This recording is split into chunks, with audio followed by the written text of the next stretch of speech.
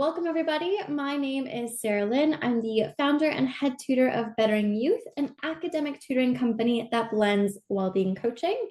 I have our 11 plus specialist tutor in the chat as well for us. So if you have any questions, please feel free to pop them in there and we will make sure to get back to you throughout the rest of the evening. So let's find out what we are focusing on today. Our plan, the first thing we're going to be doing is looking at the Bettering Youth approach to the 11 plus. We're going to follow that with our success road through the journey of exams.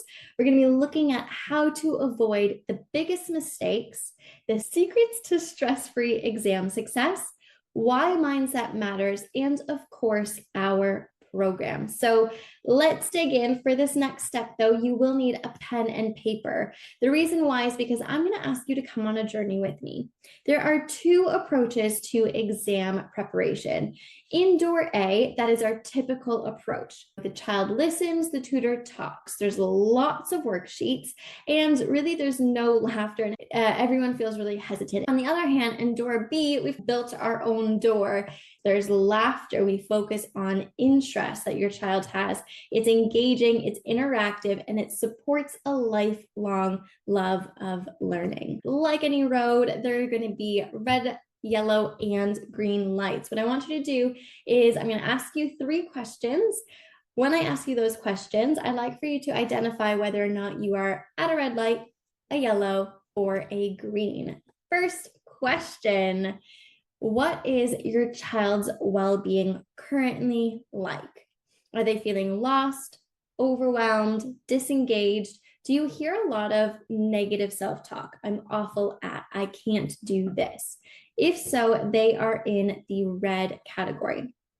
On the other hand, if they are needing lots of validation, you still have lots of tears at homework time, there's a fear of getting started, they go in that freeze frame, and they don't really like getting things wrong, there is a yellow category for them.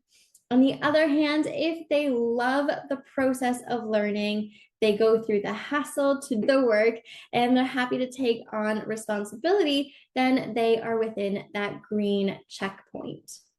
So take a moment and identify where your child currently sits within their well-being.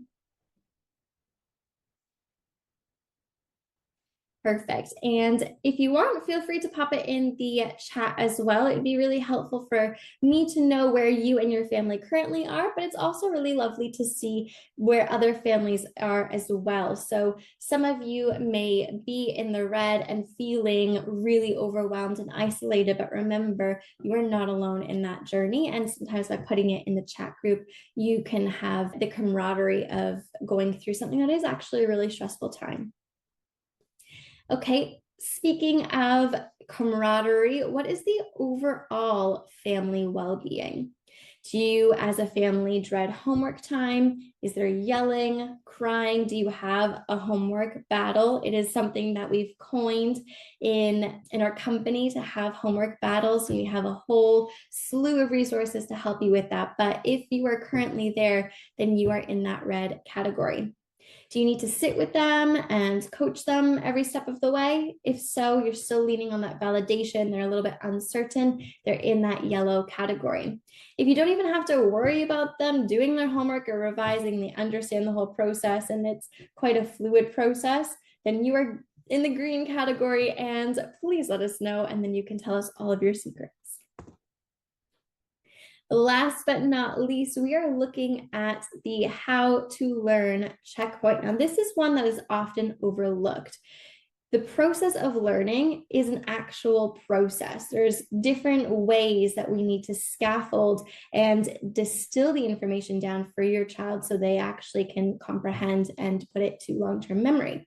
If we don't know that process, then we can go through something like flashcards and highlighting and think we're doing a good job when really we're not using that time effectively. So if you're in that red group and you don't understand the learning process and your child will not revise, that's for you. If you will spend I see a spelling error there.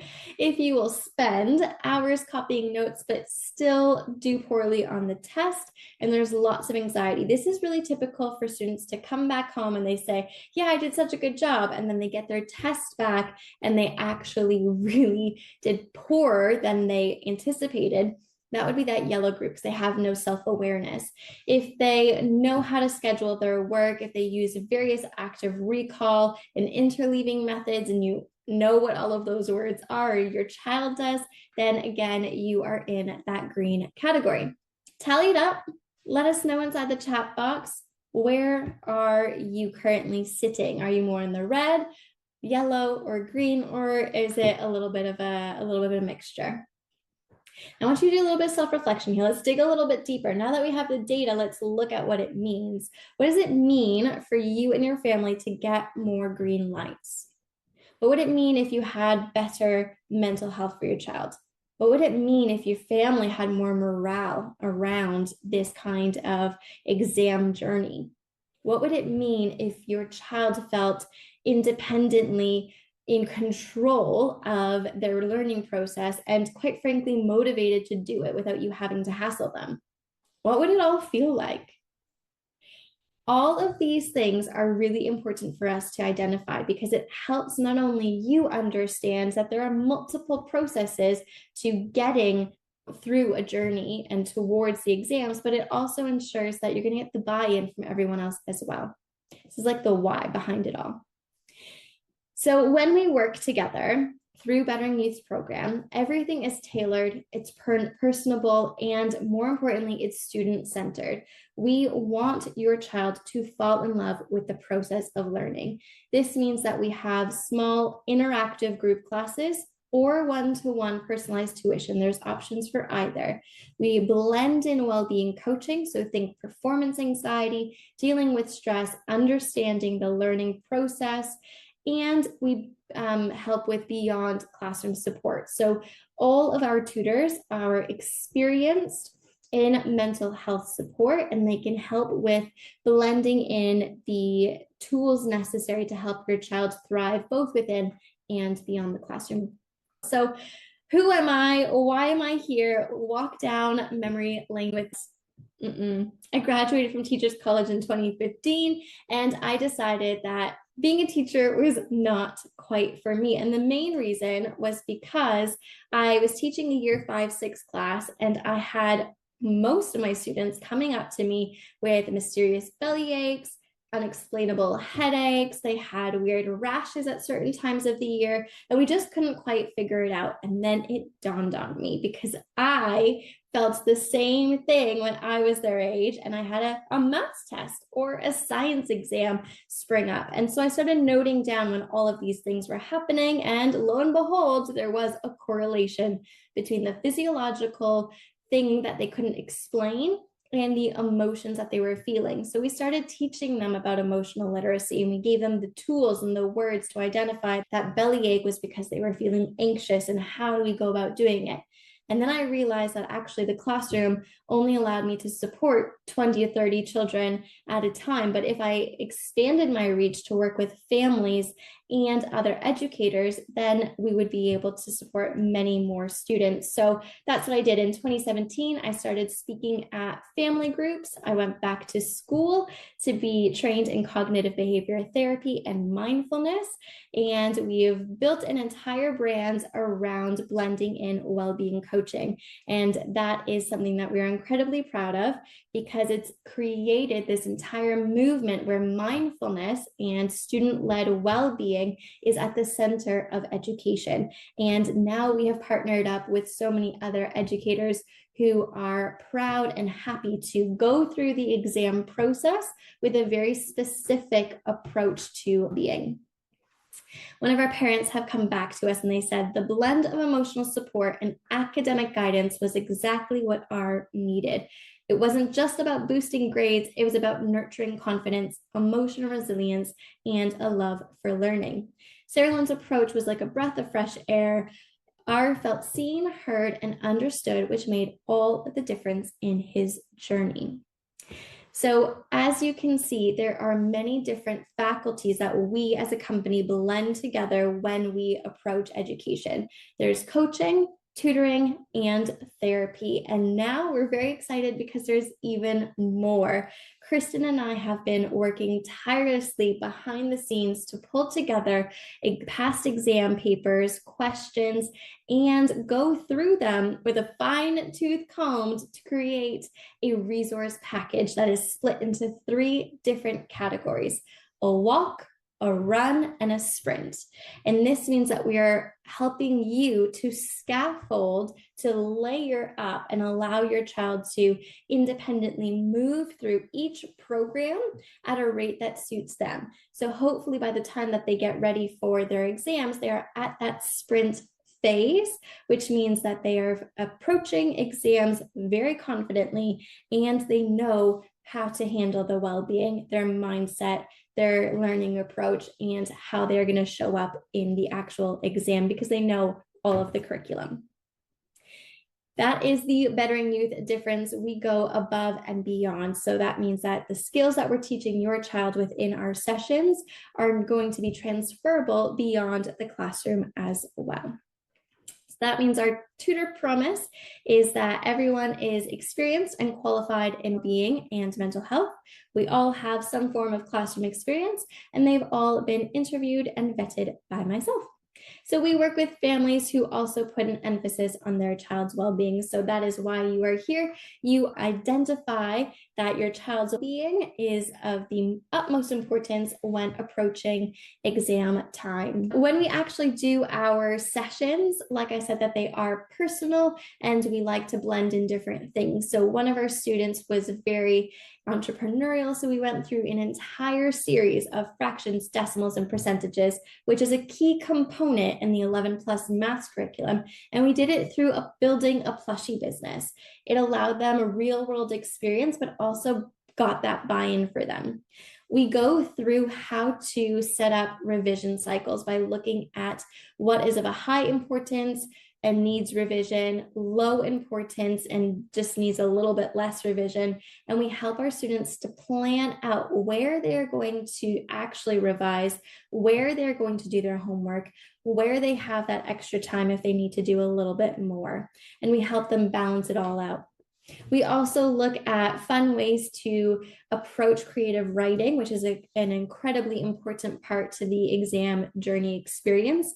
We go through different skills and different processes that allow students to write effectively and quickly. So that is a little bit about us. Let's dive into the things that I'm sure you're really interested in, which are avoiding the biggest mistakes. So one of the biggest things that you can do to not succeed at any kind of exam, but especially the 11 plus exam, is ignoring mindset. I don't know how many parents come to us at the end of a trial or a mock and they say, my child thought that they would get everything right, and as soon as they got to this mock, they completely blanked. Like, we need your help. We just don't understand how the other tutoring company or the work that we've been doing with them one-on-one didn't prepare them for the actual mock. And the reality is that they may have all of the academic skills, but do they have the ability to slow down their anxiety, to turn on that prefrontal cortex, which allows them to actually think critically? Can they make sure that their amygdala, which is that reptilian brain in the back of our head, get too loud and takes away from the hippocampus to be able to pull things from long-term memory so they can actually approach the exam methodically? The second biggest mistake that you can do is to avoid past paper exposure. It's all well and good for your child to do the curriculum at school, to do their homework. Maybe you've got a couple of exam books that you're working through, but the papers that Kristen and I are pulling together are an amalgamation of hundreds upon hundreds of exam past paper questions, and we give you tips and tricks of how to answer each and every single one of them. Not only will that allow your child to be exposed to the types of questions that are asked within these exams, but allows them to start thinking about, what do you think Sarah Lynn and Kristen would normally say to me about how to approach this exam paper? Because it starts to scaffold and build that repetition for them. The last thing that you can do to really not support your child is to not address overwhelm and burnout.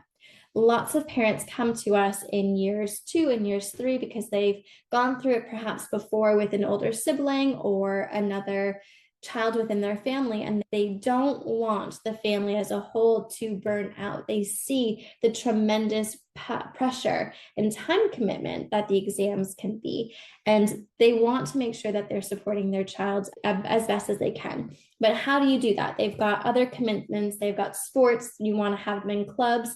How can we make sure that we avoid overwhelm and burnout? The first and most important thing to do is to make sure that everyone on family is on board. So create a calendar, make sure that you're identifying very specific sports that your child wants to do. Maybe there's, I don't know, football for one season, and then you've got tennis for another, and swimming to finish off. And yes, maybe they would do a couple more throughout the year, but for that 1 to 2 years leading up to the exam, maintaining it is key. Keep something that they love in their schedule, absolutely, because it avoids the burnout, the overwhelm part, but don't overstuff their calendar, because they're going to need that time just to even sit and process. They need some time to do nothing. So all of that learning that they've been doing can break down and process and filter into their brain. A couple of quick things that our families have been saying. So we were spoiled for choice because they were accepted into top schools.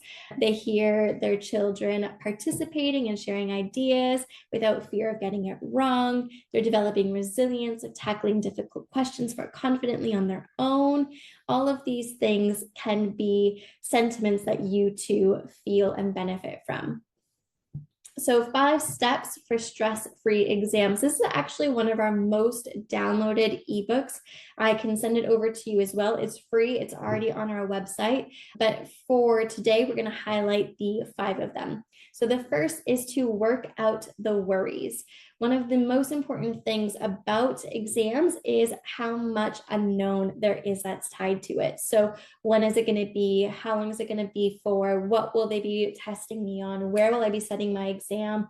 Will I have a break? Do I get to meet anyone? All of these are the unknowns that a child will come across until you start unpicking them. So work out their worries. The second thing is to partner for progress. If you're a parent, I'm sure you've said in front of your child many times, oh, I'm not good at this either, or I don't know how to do that, or the way that you're learning how to do this, I just don't understand. These are all words that we've heard ourselves say in front of our child. So why not partner for progress? Why don't you flip that script, model resilience and growth mindset, and be honest with them. Look, I don't understand how you're doing this long division. This is not how I was taught, but why don't we go through it together? Why don't we pull up a YouTube channel? Why don't we look at the videos that Sarah Lynn and Kristen have in the portal? We go through it side by side and we work through it together. The next one is to share what you know. While you may not know the methodology that your child is being taught in the classroom, and they may be resistant to hearing what you have to say at the beginning, after you've partnered for progress, now is a time when they're feeling confident to say to them, look, here's another way that I've learned how to do it. Do you think this is helpful for you too? Arming them with more tools in their toolbox is never going to be a harmful thing. The next thing you could do is build bravery. Create a culture around bravery as a family. When you're sitting down, you're having a meal, talk about and celebrate, like, what brave act did you do today? Just that simple reframing of trying and failing will allow your child to build that growth mindset, and it's going to carry forward into their exams as well. Lastly, practice mindfulness. We have so many resources on our website, so I'm not going to dig into it too much about this, but mindfulness is all about the ability to be present within the moment and to feel connected to your body. So deep breathing is a really powerful one, as well as various like meditative processes. Here are some of the grammar schools that our students have received offers from, and we actually have 2 more to update as well. So we've got Sir William Boulez, we have Tiffin, we have Colfs and Dartford and Wellington. Down here, we've got independent schools our students have received offers from. We've got Harrow School, Northampton High School, Charterhouse, St. George's and Ascot, Winchester, and Eton College. We also have, like I said, Wellington College and Latimer School as well. All right, moving on to the second last part. Mindset is the secret sauce. So growth mindset fuels motivation. The 11 plus exam is not just about overcoming and navigating an exam, it's about navigating challenges and bouncing back from setbacks. So when your child goes through that process of being able to find like momentum and rhythm, they want to continue. There's a need now to keep moving forward. There's dopamine that's being released. There's a sense of urgency for them to see what next can they learn. And that is a really powerful thing to unlock for a child, especially if you're dealing with a child who lacks motivation. The second thing is emotional intelligence. This drives performance. It is a key indicator for academic success, according to a study from BMC Psychology. Essentially, students with a higher emotional intelligence experience less anxiety and are better able to perform under pressure. Being enhances memory. So when students are stressed or anxious, their thinking part of their brain, their prefrontal cortex, it shuts down.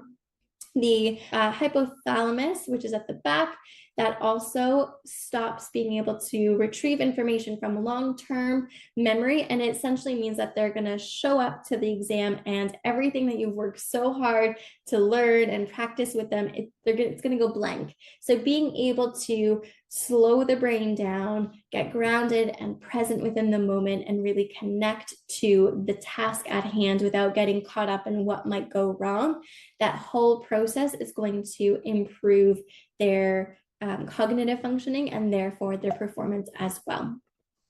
Lastly, resilience for long-term success. So you and I both know that resilience is a key factor to life as a whole, and the exam itself is a beautiful metaphor, if you will, for building the skill set needed to succeed beyond the classroom. So allowing them to find tools and ways to honor themselves, support themselves, and really replenish themselves throughout a stressful and busy season. And being able to see that modeled within the family dynamic as well is going to create the resilience for long-term success. So that is why mindset is such an important part of the exam journey and why we at Bettering Youth give it so much time. Essentially, how can we help you? As a company, we can support students from Key Stage 2, so year 3, all the way through to GCSE. Right now, we're talking about the 11 plus ISCB exams, and that will be more on the Key Stage 2 side of things. But fear not, once your child gets through those exams and now they need to prepare for the 13 plus, depending on what school they're going to, we have educators who can help them right through to the end. So there's no stop starting that you have to go through. A little bit of nitty gritty stuff. Our 11 plus course is outlined in 6-week blocks. We do exam style questions thanks to the wonderful work of Kristen in amalgamating all of those past papers and creating these resource of the walk, run, and sprint style booklets for us. We have assessments every 5th week if you're working one-to-one with a tutor, so that way there we can give formal feedback. Or we actually have an adaptive test that you can take that will allow you to see your child's progress in comparison to other children of their exact age according to their month of their birthday. and that can be done once every term. So that's also available. We have exam coaching throughout the entire time embedded, like we talked about, the mindset process, how to handle their emotions when they're going through it, and of course, the whole process of revision and learning. And then we have our course content. So we go through verbal reasoning, nonverbal and spatial reasoning, English. So English is broken down into grammar, creative writing, and we also have spelling. And then in maths, we've got reasoning, numeracy, and problem solving. So it's a really hefty course. Most of our students, when they're working with us from year 4, they're typically starting at 2 to 3 hours per week as a commitment to cover the exam content. And then we can increase that or decrease it depending on where we are as time gets a little bit closer. So, overall, you are being brought through a very intensive process where you get reports and progress and notes that will follow your child. So, as I said, if your child is with us from year 3, year 4, preparing for the 11 plus, they got into Eton College and now they have to write the 13 plus, not a problem because that information will transfer with your child throughout the entire program.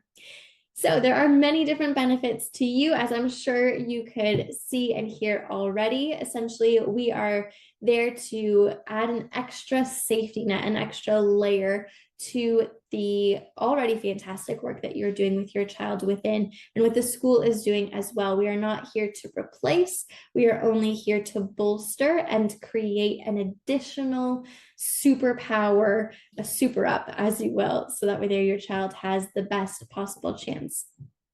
So there's a very easy way that you can get in touch. You can email me here. You can just go back to our website. We would set up an informal conversation, find out where your child is, what they need, and then we can go from there and meet your tutors. So that concludes our 11 plus open house. I hope it was really helpful for you and you have all of your questions answered. But just in case you don't, we have Kristen here and we are going to be answering all of the questions that you've been putting into our chat box. So, Kristen, over to you. What is our first question? Yes, Susan has asked the question here. My child seems to freeze once we start, and it takes them time to recover.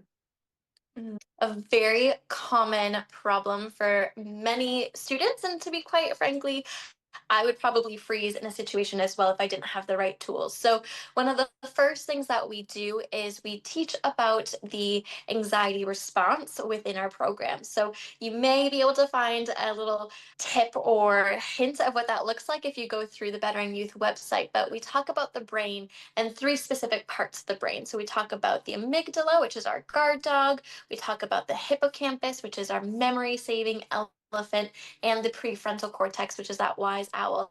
And we help the student understand that when we are in a heightened state or a stressful state, then it makes sense that our prefrontal cortex shuts down. We're not able to make good decisions. We can't retrieve information from the long-term memory, and therefore while we're teaching that, we're making everything feel normal. We're normalizing that freeze state. We talk about how people have this freeze state depending on a variety of different scenarios, and by giving them the understanding, it takes away that shame and that fear around going through that freeze. Once we've taken and normalized that, we give them the tools that they'll then require to reactivate the prefrontal cortex so they can really get engaged with the learning as well. So our coaching goes through normalizing this freeze state and then giving students the tools so they can combat it and get back into a focused manner. Yes, yeah. We have a second question here. My child is overwhelmed by homework. How do we assist with homework overwhelm? Yeah, it's such a normal thing. Again, homework can be given to students usually starting around year 3. And most of these students go from having never done any homework or just having 10 spellings that they have to do. And then all of a sudden they're in year 3 and boom, they have math homework and English homework. And if they're getting ready for the exam, now they might have tuition involved in there too. So overwhelm is unfortunately a very common scenario, but it doesn't have to remain for our families. So, one of the best ways that we can avoid overwhelm is to explain to your child why they have homework, give them an understanding as to what it's there for and the purpose that it's there for. So, it creates a buy in from them. They want to participate in this homework, they understand the value and the importance of it. And by doing that, overwhelm kind of lessens, motivation increases. You don't have the battle anymore when it comes to doing homework. And if you still feel like it's a little bit overwhelming, go through go through your child's diary and identify specific spots that they're going to be working in. So instead of doing it so you have to complete these 20 math exercises, regardless if it takes you an hour or 4 hours, maybe go through this is our timed chunk that we're going to be focusing on math. How can we make sure that it's as focused and as productive as possible so that with there you get things done, and then we go through focusing skills that help make that time frame really productive. So there's a little bit of tweaking that we can go through depending on your child and your family's needs, but I find the first step is building that intrinsic motivation, and that comes from explaining to them why they have so much homework. Oh, Yes. you know what, Kristen? I actually have one for you here. So we had mentioned the wonderful booklets that we've amalgamated all of these past paper questions in, and we've created them so they're in 3 different formats. One of our questions here is, are the questions aligned with a specific exam board? So this is the 11 plus exam boards we're talking about. Yes, so we actually use past exam papers and sample papers, so we don't create our own papers, which I think it differentiates us from our competitors. And we also include the school's name within the topic of the exam booklet so that you can go straight ahead and prepare for the school that you're gearing towards. Yeah, I love that. So definitely specific to the different exam boards. I actually have another one here too. It says, do the booklets include explanations? Yes, from our past experience preparing for 11 plus exams, especially for English, the students tend to have the answers for comprehension as well as for creative writing. They are so creative, but they struggle to structure their long answers and structure their creative writing. And so we have provided full answers using text templates so that students can refer to pieces and guide their language through answers. For example, a PEE answer. How do they transition from the point to the evidence to the explain? So we give Yeah. templates for that. And then same for our creative writing.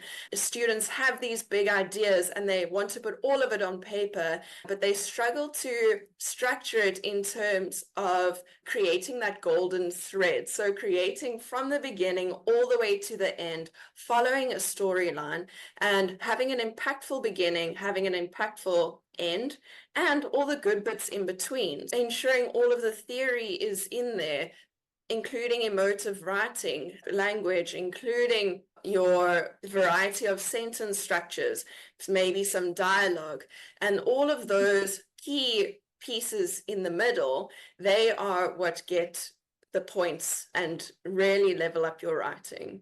Yeah. Yes, we do. We definitely give the full answers in the exam answer guide at the end. Yeah, definitely. And I feel like that is the benefit of getting these booklets as well, is that you, of course, as a parent, you can go and you can research Norwich's questions, and you can find these past papers, but it's the amount of time and expertise that Kristen and I have put into creating these model answers and giving really specific guidelines on how to go about answering them. It creates repetitive, I don't know, template for your child, so it becomes like a flow that they then learn and can apply for themselves. And I think that's a wonderful feature for these booklets as well. Yes, exactly. Yes. Mm-hmm. Mm-hmm. Perfect. Anything else in the chat box? We've got one question here. How do we fit this in while they're still being a kid? So exam preparation really does take time. Sarah Lynn, if you would like to give more information on that answer. Yeah, I think one of the biggest things to remember is that this is a season. It's not, you're not asking your child to sit down and do tuition and revision for hours on end, for years on end. What you're doing is you're providing them the skill set really that's going to help them thrive even beyond the classroom. So we need to really look at this as not taking away, but embedding different skills and tools that they're going to use beyond the exam as well. And I think one of the most important ways to do that is to sit down as a family and make sure that the child knows that while they may be no longer going to rugby because they've decided that they want to focus on football for that term and they need to balance everything, that it's not just them who's having a sacrifice or something that they're lacking. It's as a family, how are we approaching this together? Because little Susie, you have to do tuition on a Saturday, it means that mommy can't go to Pilates anymore. And that's okay. It's not because of you, I can't. It's as a family, we're making the decision to prioritize you going here. And that is something that we're going to do for this season. And it's a family approach. So making sure that we are all on the same page and we're all communicating how we're playing that role in supporting that child through the journey, I think is going to be one of the biggest mental shifts that they are going to be able to benefit from. And it allows them as well to feel like that ownership and that pride of knowing that it's not just me who has to go through revision, and it's not just me who has to sit at the table and do tuition. It's as a family, we're making certain decisions to make sure that I, as the child, have the best possible opportunity, and that makes me feel proud. How exciting, how wonderful is it that I have a family who wants to rally behind me? So now I want to make sure that I show up my best and I really prioritize how I'm going to spend my energy and my focus in that time. It creates a power dynamic where the child is empowered. And I think that's a really good approach for it. At least that's the feedback that we've had when we've suggested that kind of conversation. Yes, definitely. And that communication is key. Yeah, yeah, definitely. We actually have, okay, we've got two more questions here as well about the booklets. These booklets are so popular. I love it. It says, can the booklets be used independently or do they need extra tutoring? Yes, so I'm going to share here an example actually, because we've included a lace up your trainers section at the beginning of our exam booklets. And this provides some key skills, exam skills and exam strategies to help your child move through and build these exam skills while they are completing these booklets. So it does allow for independent learning here, but we do also, as a tutoring company, we are also always available and ready to assist, especially in building those exam skills during this time. And am I right as well in thinking, Kristen, that we have a video portal or library that we are currently building to help students if they need a little bit of support rather than that full on one-to-one support as well? Yes, exactly. So Mm. our papers do connect to topic specific videos, and they can watch the videos, recap, and rewatch those videos as many times as they want. So they can learn those skills and recap while completing these papers as well. Absolutely. I love that. I love that there's so many different ways to approach this. And I think what's really important is that we've kept our neurodivergent as well as our neurotypical students at front of mind when we're doing the creation of this process. So we understand that some students may need to go a little bit slower. Some students might need a lot of repetition. Some might need a quicker pace. And we've tried to keep that in mind to create an experience that's so personalized to your child that budget and time is not even a constraint anymore, that you have the ability to really dive in the way that will suit your child as well. Yes, and our papers are structured like that as well. Being walking, running, and sprinting, your child can slot in where they are most comfortable. If they are at a walking stage, that's okay because our papers will build them up to the running stage. And then once they have mastered the running stage, they build up into the sprinting stage. So these booklets are really all inclusive and will support your child wherever they are along the journey. I love that. The second question that I have that's popped in here is, are there time practice tests included? Yeah, so going back to the structured booklets is that we have really kept time practice in mind because this is one of the most tricky exam skills that we have found over our students that we've tutored in the past. And within the walking papers, we encourage students actually not to focus on time at all. It goes against what you would think is going with a timer, but we actually just want them to master the topics and identify where they are struggling so that they can improve in those areas specifically. Then once they've mastered those, move into the running papers, which we've then provided a time guide, encourage students to take water breaks, and we guide students as to which questions they should focus their time on and when to take a quick break while they are practicing. Students are allowed to circle on the paper and make little notes and really go through these papers as they would under exam pressure.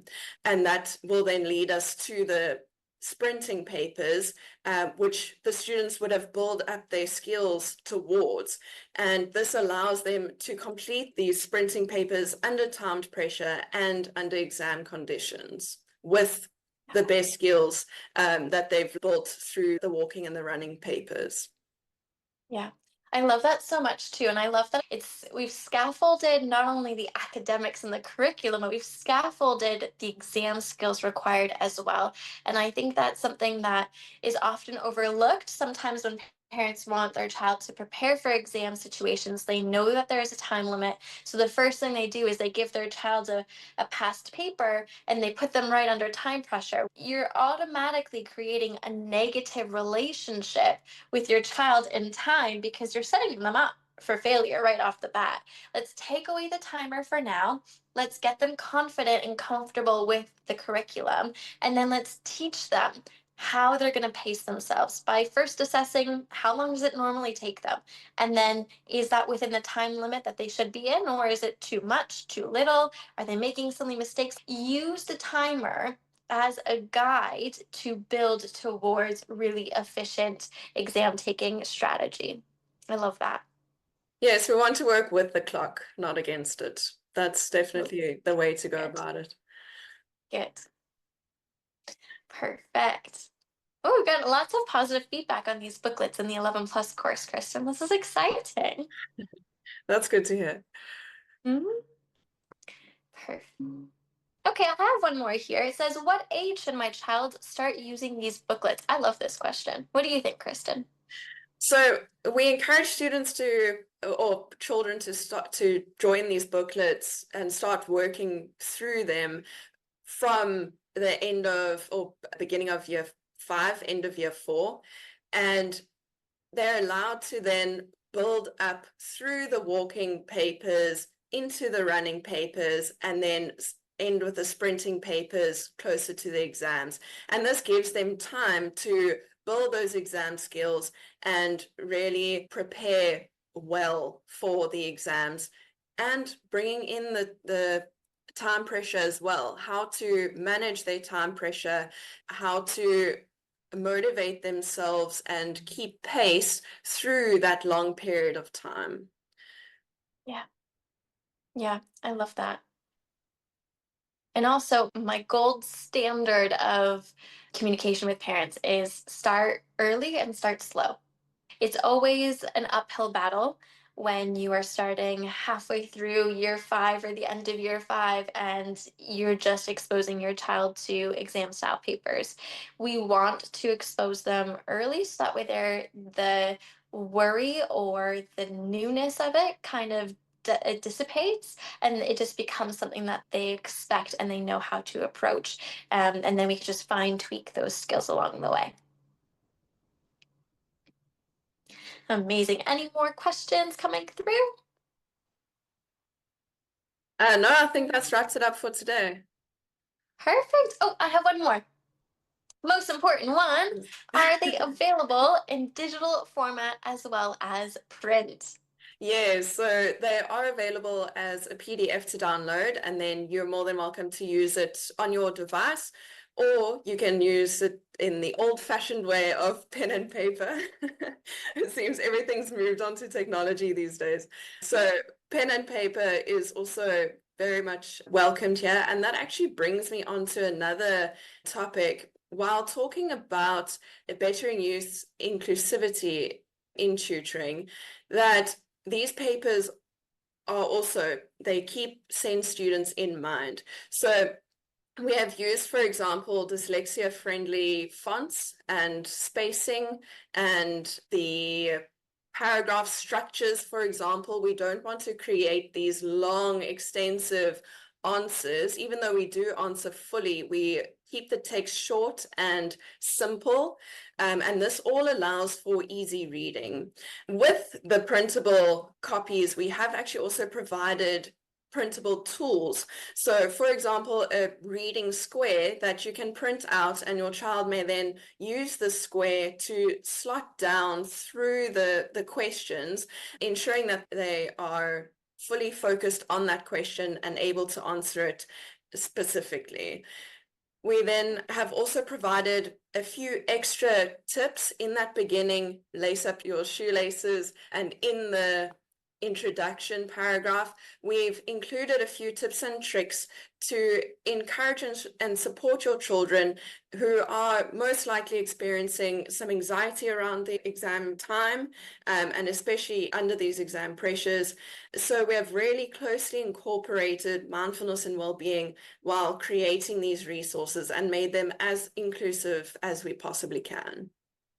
Yeah, I completely agree. Kristen and I have poured heart, sweat, and perhaps tears into this resource to ensure that we make it as inclusive and as well-being accessible as possible because we're not blind to the fact that exam journeys are stressful. We're not blind to the fact of the impact it's going to have on the family as a whole. And so we want to make sure that whether or not you're working one-to-one with a tutor and your tutor is bringing these resources in to help with your child, or you're choosing to do this as an independent approach between you and your family, we want to make it as inclusive and robust as possible. So that way the outcome is positive regardless of the time and budget constraints as well. Yes, that is exactly it. Amazing.